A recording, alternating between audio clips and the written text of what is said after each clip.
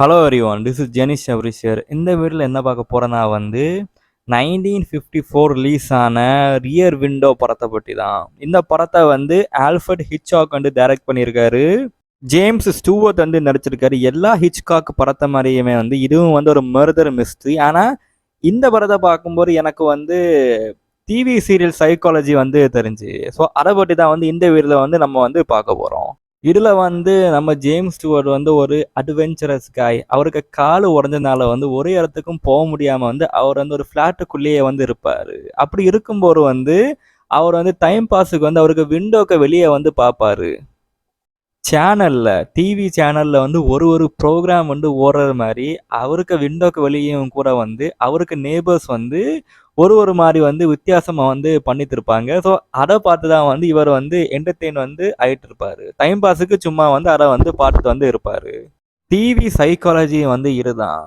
பொதுவாக டிவியை யாரெல்லாம் பார்ப்பான்னா பொம்பளைங்க, அதுவும் ஒரு மிடில் ஏஜ் பொம்பளைங்க, அதுக்கப்புறம் ரிட்டையர் ஆன வயசான ஆளுங்க, இவ்வளோ பேர் தான் டிவியை பார்ப்பாங்க.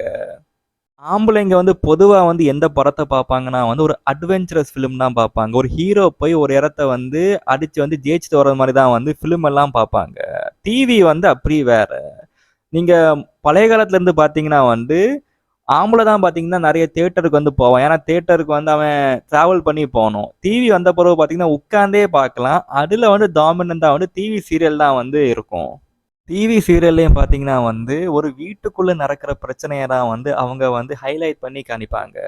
ஆனால் அப்படி இருக்கிற மாதிரியே காணிச்சா ஓராது. அதனால ரொம்ப ஹைலைட் பண்ணி வேண்டாட்ட விஷயத்தை எல்லாத்தையுமே காணிப்பாங்க. அது ரொம்ப கேவலமாக இருக்கும். நீங்கள் சினிமாவை பார்த்தீங்கன்னா கூட அவங்க வெளியே நடக்கிறத அதே மாதிரி காணிக்க முடியாது. அவங்களுக்கு ஆடம்பரம் காணிக்கணும், அதெல்லாம் காணிச்சாதான் பார்க்க வருவாங்க. அதே மாதிரி தான் டிவி சீரியல். ஆனால் டிவி சீரியல் வீட்டுக்கு உள்ளே நடக்கிற விஷயம் அந்த மாதிரி இருக்கும். ஸோ நம்ம ஹீரோ டைம் பாஸுக்கு வெளியே படத்திருக்கும் போது அவருக்கு நேபர் வித்தியாசமாக ஆக்ட் பண்ணுறது பார்க்காரு. நம்ம ஹீரோவை பார்க்குறதுக்கு எப்போவுமே மேடும் வராங்க, அவருக்கு லவ்வரும் வராங்க. ஸோ இவருக்கு இந்த வீட்டுக்குள்ளே நடக்கிற இந்த விஷயம் எல்லாமே இவருக்கு தெரியல. இவருக்கு சிம்பிளாக இருக்கு. ஆனால் ஏதோ வித்தியாசமா இருக்கு, ஏதோ தப்பா நடந்திருக்குன்னு மட்டும் இவருக்கு தெரியுது. ஸோ இவர் இவருக்கு மேருக்கிட்டையும் இவருக்கு லவ்வர்கிட்டையும் கேட்கும்போது அவங்க கரெக்டா எல்லா விஷயத்தையுமே சொல்லுவாங்க.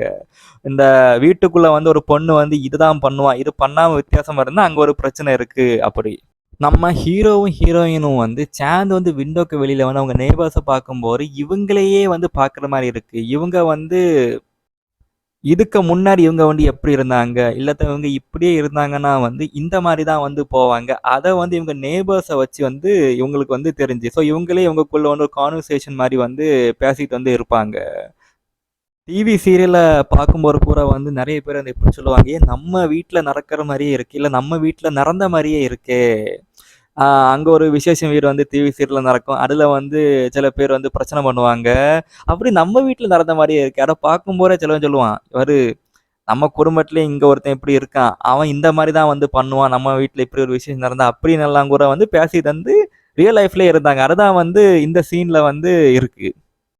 ஜேம்ஸ் ஸ்டூவர்ட்டுக்கு ஒரு மர்டர் அவருக்கு நேபர் பண்ணியிருக்காருன்னு தெரியுது. ஸோ அவருக்கு ஃப்ரெண்டு டிடெக்டிவ் கிட்ட அதை சொல்லுவார். டிடெக்டிவ் வெளியே போய் ஒன்றுத்தையுமே கண்டுபிடிக்க முடியலை. அதனால அவர் சொல்றாரு, நீ ஓவர் திங்க் பண்ணுற ஒரு பொம்பளை மாதிரி அப்படின்னு சொல்லிட்டு அவர் போயிடுவார். இந்த பொண்ணுங்க வந்தோன்னு என்ன சொல்லுவாங்கன்னா எல்லா விஷயமும் வீட்டுக்குள்ளே இருந்து தான் தொடங்கும். அதுதான் அப்புறம் தான் அது ரொம்ப ஓவராகும் போது அது வெளியே போய் அந்த அட்ராசிட்டிஸ் எல்லாமே நடக்கும்னு. கடைசியில் இந்த பொண்ணுங்களுக்கு இன்ட்யூஷன் தான் கரெக்டு. அவங்களுக்கு நேபர் அவனுக்கு பொண்டாட்டியை கொலை பண்ணியிருப்பான். அதை கண்டுபிடிச்சிருவாங்க. இந்த படம் உண்மையில் ஒரு என்டர்டெய்னிங் படம் தான். ஆனால் எனக்கு பார்க்கும்போது டைரக்டர் ஹிச்காக் இந்த டிவி பார்க்குற சைக்காலஜியை உள்ளே வச்சிருப்பாரு. அப்போ தான் எனக்கு ஒரு விஷயத்தை யோசிக்க தோணுச்சு. இந்த டிவிக்கு முன்னாடி, தேட்டருக்கு முன்னாடியே மனுஷங்க இந்த மாதிரி தான் வே ஆஃப் என்டர்டெயின்மெண்ட்டை அவங்க பொழுதுபோக்கு பண்ணிட்டு இருந்தாங்க. டிவியும் சரி, தியேட்டரும் சரி, எல்லாமே இருக்கிற ஒன்றை தான் காணிக்க முடியும். ஆனால் ஆடம்பரத்தை கூட்டியோ குறைச்சோ காணிக்க முடியும். மனுஷன் கல்காலர் மனித நாட்டு இருக்கும் போதே பார்த்தீங்கன்னா பொண்கள் எல்லாம் ஒரு கூட்டமாக கூடி மற்ற வீட்டில் என்ன நடக்கிறோ அதை தான் பேசிட்டு இருப்பாங்க. ஆம்பளை வேட்டையாட போயிடுவான். அதனால தான் பார்த்தீங்கன்னா, ஆம்பளைக்கு வந்து இந்த சினிமாவ அவன் போய் பார்க்கும்போது ரொம்ப அட்வென்ச்சரா இருக்கும். ஒரு இடத்துல போய் வந்து அடிச்சு கொண்டு வர மாரி. பெண்களுக்கு இந்த டிவி சீரியல் சைக்காலஜில வந்து அவங்களுக்கு அந்த ஆன்செஸ்டர்ஸ் என்ன பண்ணிட்டு இருந்தாங்களோ, இந்த கூட்டமா கூடி வந்து மத்த வீட பத்தி பேசுறது. அதுதான் வந்து டிவி சீரியல்ல வந்து இருக்கு. அதுல வந்து ரொம்ப ஆடம்பரமா காணிக்காங்க. அதனால தான் 2 பொண்டாட்டி, இந்த சாமி ஆடுறது இதெல்லாம் வந்து காணிக்காங்க. அதே மாரி தான் வந்து ஆம்பளையும். ஏலியன் ஷிப்பு, சயின்டிஃபிக்கு இது இது. ஆனா இப்ப அப்படி கிடையாது. இப்போ எல்லாருமே எல்லாத்தையுமே வந்து பார்ப்பாங்க. ஆம்பளைக்க குணத்தை வந்து நீ ஒரு செக்மேட் வைக்காத, அது வந்து அடிக்கணும், கத்தி வச்சு குத்தணும், கன் வச்சு சுடணும்னு அப்படி வந்து வேற வீட்டில் போய் வந்து சண்டையை வந்து இழுத்துட்டே வந்து இருக்கும். பெண்களுக்கு குணத்தை வந்து நீ வந்து செக்மேட் வந்து வைக்காத, அது வந்து பேசி பேசி பொருளையே பேசி பேசி ரூமர்ஸ் வந்து ஸ்ப்ரெட் பண்ணி அப்படி வேற குடும்பத்துக்குள்ள போய் வந்து அந்த குடும்பத்தை வந்து நாசாக்குற வேலை எல்லாத்தையுமே பண்ணும். ஸோ இந்த 2 குணத்தையும் வந்து நம்ம வந்து செக்மேட் பண்ணி வச்சிடணும், கண்ட்ரோல் பண்ணி வச்சிடணும். எல்லா கலையும் வந்து ஒரு விஷயத்த தான் வந்து சொல்லியிருக்கு. நம்ம மதத்தையே எடுத்து பார்த்துப்போமே, மனுஷன வந்து மனுஷனுக்கு இந்த குணத்துல இருந்து அவன வெளிய கொண்டு வரணும்னு தான் வந்து கதைய வந்து சொல்லுவாங்க.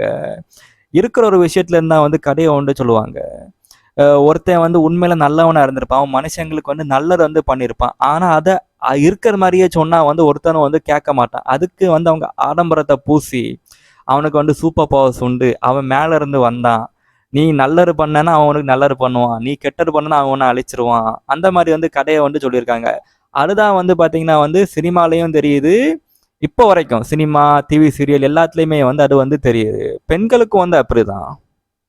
ஆம்பளைங்களுக்கு வந்து எப்படி இருக்குன்னா வந்து ஒரு அரக்கன் வந்து இருப்பான். அவன் ரொம்ப அரக்கத்தனமா இருப்பான். அத வந்து ஒரு நல்லவன், ஒரு வீரன் போய் வந்து அந்த அரக்கனை வந்து கொன்னுருவான். இப்படி வந்து இருக்கும். பெண்கள பத்தி நம்ம பார்க்கும்போது பார்த்தீங்கன்னா, ரொம்ப கேவலமா வந்து இருக்கும். அதாவது அந்த கதைக்கு என்ன அந்த காலத்துல உள்ளவங்க எதுக்கு எழுதி வச்சிருக்காங்கன்னா வந்து, ஒரு நல்ல வழிப்படுத்தணும், ஒரு நல்ல எண்ணத்துக்கு வேண்டி தான் அவங்க எழுதி வச்சது. ஆனா வந்து இப்போ நம்மளுக்கு பார்க்கும்போது வந்து ரொம்ப இதா இருக்கும். ஏன்னா, அந்த காலத்துலயும் சரி, ஆண் தான் வந்து டாமினன்ட்டா இருங்க. ஸோ வந்து பெண்கள வந்து அவனுக்கு கரெக்ட்டா இருக்கணும்னு ஒரு மாரி வந்து எழுதி வந்து வச்சிருக்கான். இன்னொன்னையும் வந்து நான் வந்து சொல்லி வந்து ஆவணும். பெண்களுக்கு டிராமானால தான் ஆண்கள் வந்து ஒரு மலைய வந்து 2ஆ வந்து பிளப்பாங்க. இத பத்தி வடிவேலு வந்து ஒரு காமெடிய வந்து காமிச்சிருப்பாரு. ஒரு ஆட்டோ காமெடி. அந்த ஆட்டோக்குள்ள வந்து ஒரு குரூப் ஆஃப் பொம்பளைங்க வந்து உள்ள ஏறுவாங்க. அவங்க வந்து டிராமா பண்ணல. டிராமாவ பத்தி பேசிட்டு வந்து இருப்பாங்க. அது தெரியாத வடிவேலு வந்து சீக்கிரமா தான் அவங்கள அந்த இடத்துல கொண்டு போய் சேர்க்கணும்னு வண்டி எல்லாம் ஓவர்டேக் பண்ணி அந்த இடத்துக்கு வந்து போய் சேர்ப்பாங்க. அப்புறம் தான் தெரியும் அது உண்மை கிடையாது. அது வந்து சீரியல்னு. ஸோ வந்து மனுஷன் எப்பவுமே வந்து கலை கூட தான் வந்து ஒட்டி வந்து டிராவல் பண்ணியிருக்கான். கலை என்னதான் வந்து பின்னாடி உட்கார்ந்து வந்து என்ன நடக்குன்னு வந்து அப்சர்வ் வந்து பண்ணுவாரு. அதுதான் வந்து கலை. ஸோ அது அப்படி வந்து டிராவல் ஆயிட்டு போயிட்டே இருக்கும். ஸோ வந்து இந்த படத்துல வந்து ஹிச்காக் வந்து இந்த கலையை தான் வந்து வச்சிருக்காரு. ஸோ வந்து அதை தான் வந்து இந்த வீடியோல நான் வந்து சொல்லணும்னு நினைச்சேன். Okay everyone, this is Jenny Shafiq signing off.